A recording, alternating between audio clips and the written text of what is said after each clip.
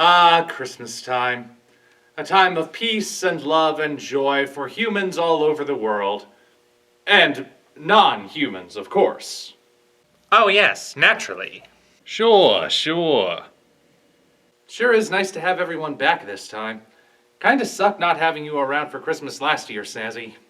What even happened last year? You got abducted by aliens or something, right? I still don't entirely know. I'll figure it out one day, though. For now, we have no choice but to move forward. So, what's your plan for this year? Well, as you may recall, last year I had to scrap the video I'd originally wanted to do and wound up doing a completely unremarkable showcase of my oddly decorated Christmas tree, which had a lot of Godzilla-themed ornaments on it. Yeah, I remember. What you gonna do this year? Something similar and yet completely different. I'm going to do a closer look at those Godzilla ornaments. Sort of a showcase, if you will. Really? That's all? I'd be more than willing to let you do something if you have any bright ideas. I got nothing. And there you have it, my idea stays. Welcome, ladies and gentlemen, to the Omni Viewer's Godzilla Christmas Ornament Showcase. And yes, I will be doing them in the order they were released.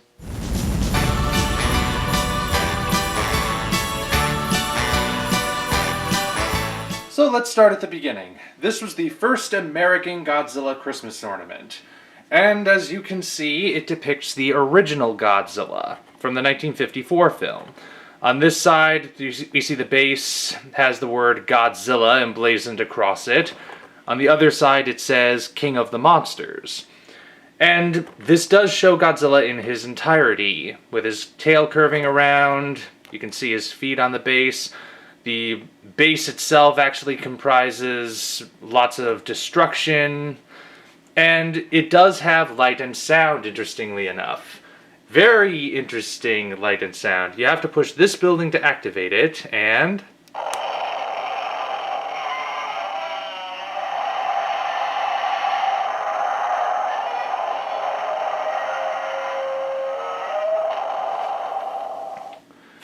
Yep.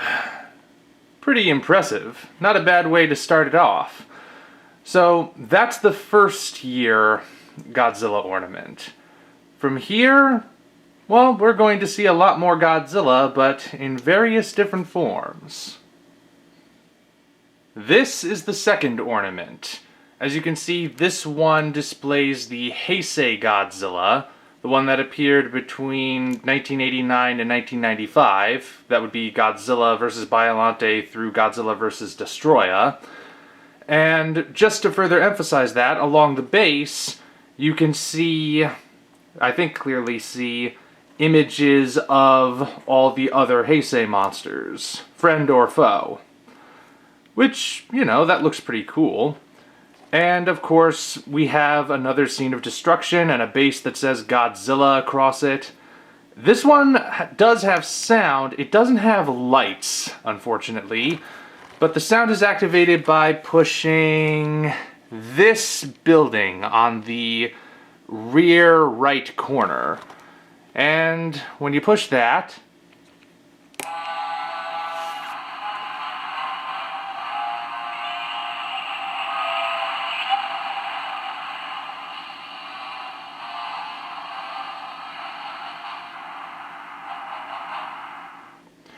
and you may have noticed the springs coming off the buildings, and that Godzilla kind of wiggles a little so that when he's hanging, there's a bit more suspension there.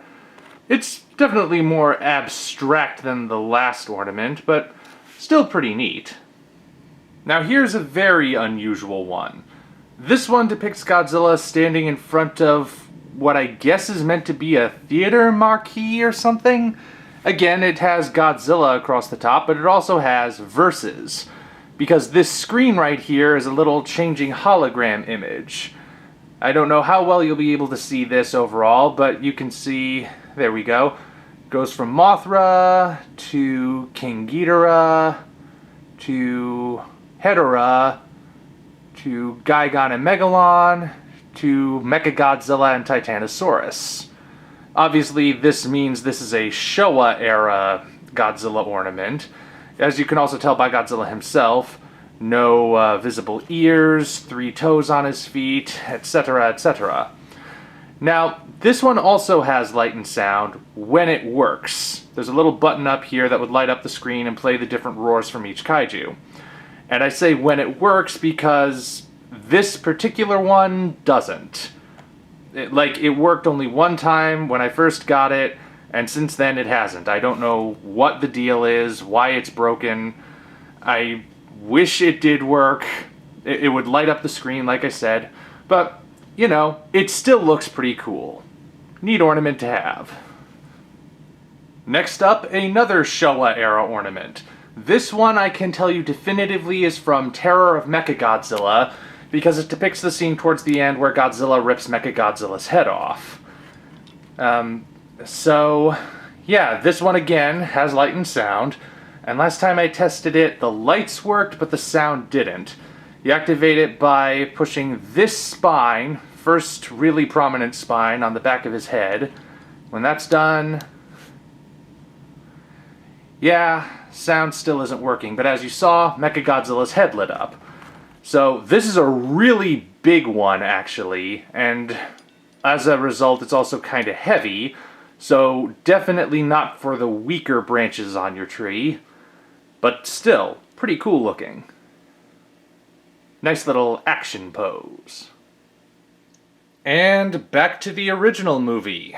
This is yet again the 1954 version of Godzilla, depicting perhaps one of the more popular scenes, or at least more widely known scenes from that film, of when he destroys the train. And as you can see, there's an explosion at the bottom, and let's see, again, when you press the top spine, light and sound.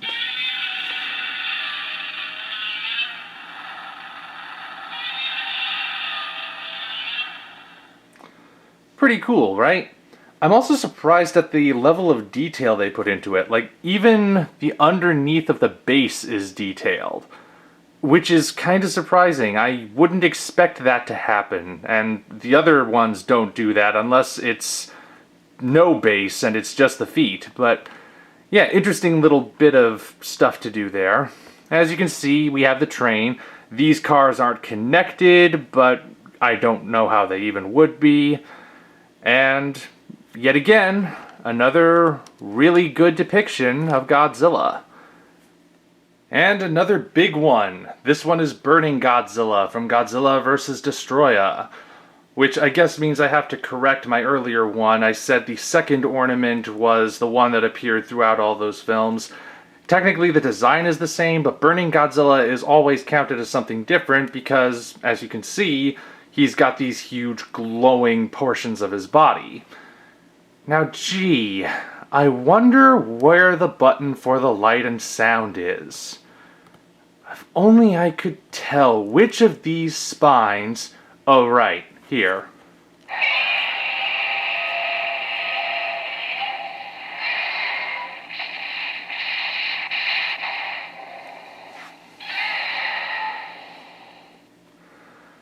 Yeah, in case you were wondering, no, the spines on the back don't light up, even though they are also translucent. I don't know if they're supposed to, but at least on this one they don't. And of course we have a base that is full of scenes of destruction, and a building that curiously displays Godzilla's name. And as you can see, no detail on the bottom, like I said, unlike the last ornament we saw. So, yeah. Yet again, an interesting one. I mean, it's kind of a morbid one, considering this is the ornament that depicts Godzilla right before he dies, so kind of not the most pleasant one to put on a Christmas tree, but Burning Godzilla is one of the most iconic designs, probably because he's more brightly colored than usual. So, yet again, pretty cool ornament, good sculpt and all. So... tail is interesting too, how they curve it around, use it as part of the support. Because the base is kind of thin overall, but yeah, still. Good ornament. And here we have our first Millennium Series Godzilla ornament. This one depicting the Godzilla that appears in the cumbersomely titled Godzilla, Mothra, and King Ghidorah Giant Monsters All-Out Attack. Henceforth, I'll just be calling it by its abbreviated name, GMK. I hope you're okay with that, because that's what I'm doing. Now, again, very good sculpt. This depicts a scene that isn't in the movie, actually, of Godzilla attacking a lighthouse. Although there is a scene in The Beast from 20,000 Fathoms where that monster attacks a lighthouse, but probably no connection. The base is interesting because it depicts water, and it's, let me get it closer, it's kind of translucent. Just enough that you can see the foot beneath the waves, but not so much that it's completely clear. As you can see, there's a boat being destroyed, and once again, let's see, where is this?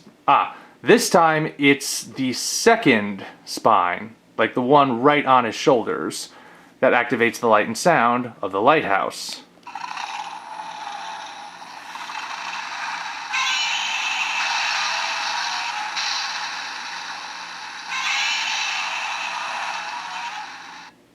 Interesting little feature to include. So, yeah, even though it doesn't depict an actual scene from a movie, that actually kind of makes it stand out even more, because this is a completely original scene, featuring the GMK Godzilla, and I can tell because of the thickness, I guess you would call it, of the legs and feet, and the fact that the eyes are pupilless. Although, that's actually a misconception. The GMK Godzilla doesn't have pupilless white eyes, but we'll discuss that another day when we actually talk about the movie. And back to the Heisei era. Kind of. The sculpt isn't as distinct on this one as the previous Heisei ones, but I'm guessing that was the intent. It's mostly the head that's throwing it off.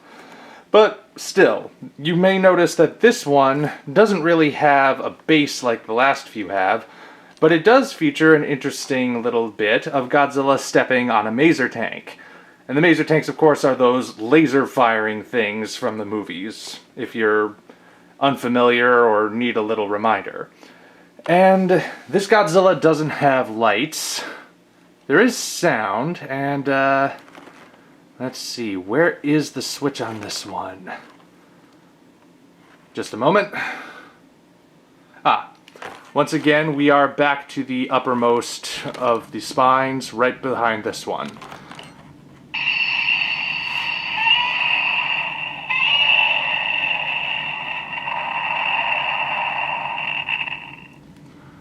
So, interesting enough, I guess.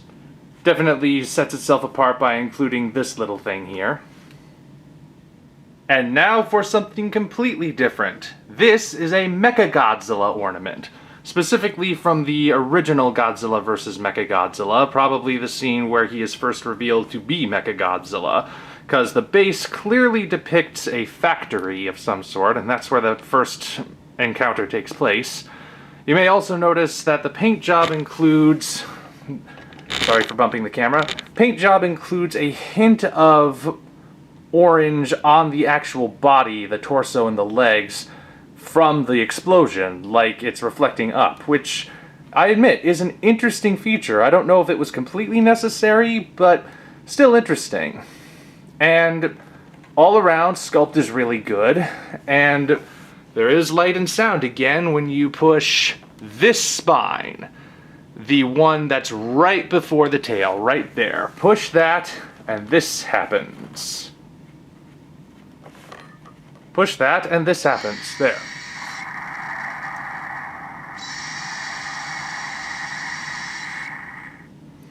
As you can see, it's not just the explosion that lights up, it's also the eyes. Pretty neat. Nice way to set things apart. I mean, technically it's still kind of a Godzilla ornament because it's Mechagodzilla, but this isn't the last time we will see a different kaiju represented in the ornaments. And as you can see, we are now in the year 2014, representing the legendary Godzilla. The American Godzilla that actually got it right.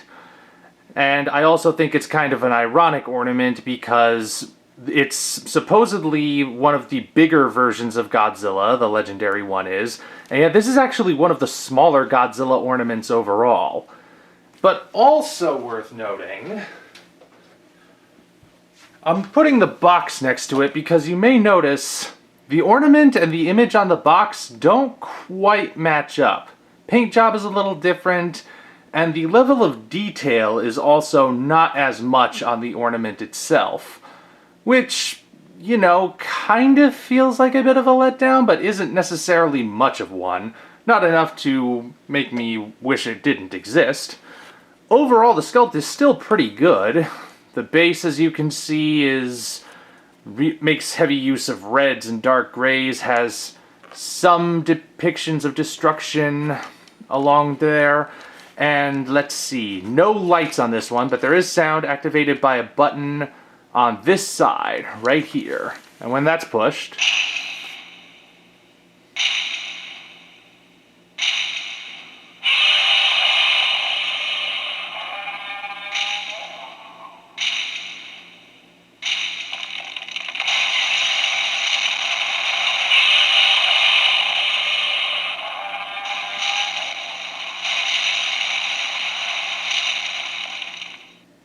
so as you can see, they really didn't skimp on the sound when it came to the legendary Godzilla. However, this is just one of 2 ornaments that were released that year. And this is the other one. And I know what you're thinking, didn't we already see this one? No, you didn't.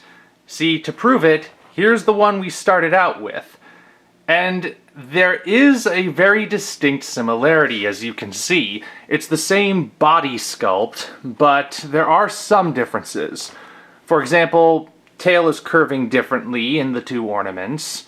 And of course there's the base. This ornament, the first one, has a scene of destruction. This one, more abstract, I think. I think it's supposed to represent the boiling ocean.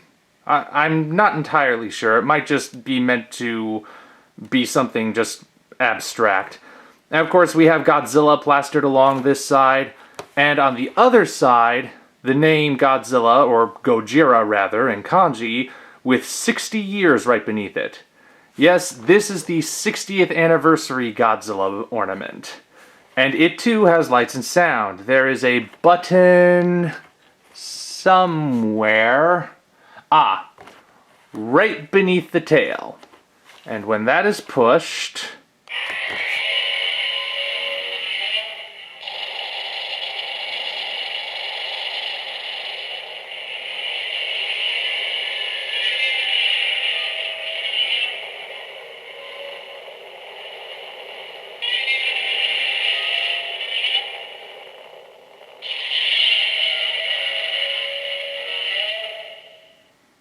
not bad, right?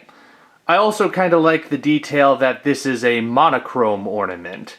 Black and white, various shades of gray, more in line with the original film, which was black and white. So, that's the 60th anniversary ornament. Maybe not the most original, because, well, see for yourselves, but still, pretty good ornament, and actually a bit of an improvement over the last one. You may remember this one, when the breath was fired, it didn't quite reach all the way down. This one, as you saw, the breath does go all the way down. Still, good ornament. Good enough, different enough that I would think having both of them wouldn't be too bothersome. It doesn't bother me, at any rate. And these are the latest ones as of last year. And, again, we see that there's a bit of a twofer, and a different kaiju represented. These are depicting a scene from Godzilla vs. Monster Zero, or Invasion of Astro Monster if you prefer, with Godzilla and King Ghidorah fighting on Planet X. As you can see, in King Ghidorah's one, they even have those little portals to the surface that the Planet X aliens used. The Exilians, they are called. And this one has the base where Godzilla's kicking a rock. I don't think it was that explosive in the movies, though. And Ghidorah, interestingly, has his gravity beams attached to one of the heads. Some static sculpts of King Ghidorah do that, not just ornaments. Usually the wings are detached when he's in the box, and I can speak from experience when I say they're very difficult to put back in. Also, something to be aware of with Ghidorah is that he's sharp. Horns on his head, ends of his wings, those are pointier than they look. I actually did poke myself pretty badly when I was unpackaging him. And, again, there is light and sound. The buttons are located on the bases, both on the back, right here. I'll do them separately at first. With Godzilla,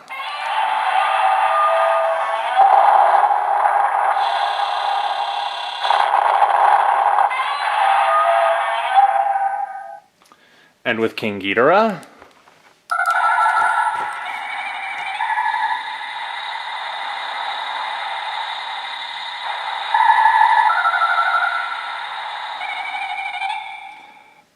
it's a pretty neat little feature how this and this light up as well as that. So I guess I should probably switch them.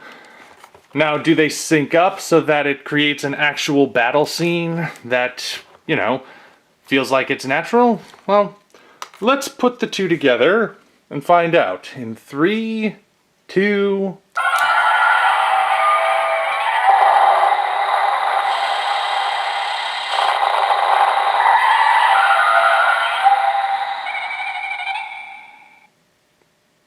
close enough.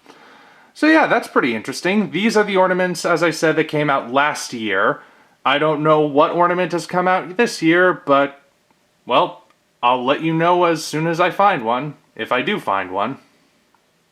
This one isn't technically part of the same line as the other ornaments we've seen. In fact, I don't even know if it needs to exclusively be a Christmas ornament, but I'm including it anyway because I have it on my tree and it's Godzilla related.